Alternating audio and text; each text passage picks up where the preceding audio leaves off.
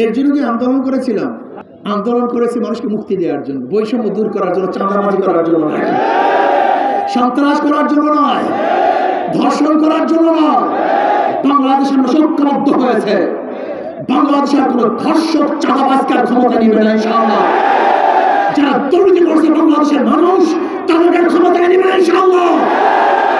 যারা স্বামীকে বেঁধে রেখে ধর্ষণ করেছ, দখলদারি করেছ, চাঁদা না দেওয়ার কারণে টেম্পো ভেঙে চুরমার করে ফেলেছ, আমার গরিব দুঃখী মেয়ে মানুষের পেটের মধ্যে লাঠি দিয়েছ, বাংলাদেশের মানুষ তাদের লাঠি দিয়ে দাঁড়িয়ে দেবে। ভাইরা আমার, আগামী নির্বাচন হবে ইসলামের পক্ষে শক্তি, ইসলামের বিপক্ষে শক্তি, দেশের পক্ষে শক্তি এবং ভারতের পক্ষে শক্তির মধ্যে নির্বাচন হবে।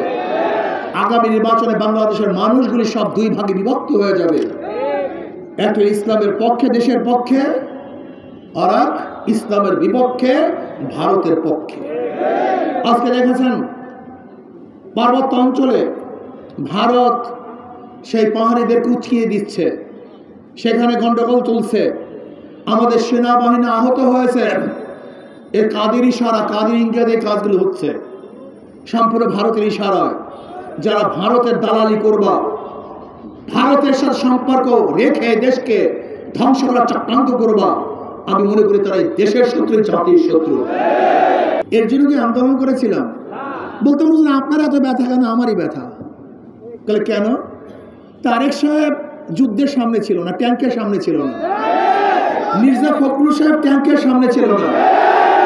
বিএনপির কোন লিডাররা ওই আন্দোলনের সময় ট্যাঙ্কের সামনে ছিল না, বুলেটের সামনে ছিল না।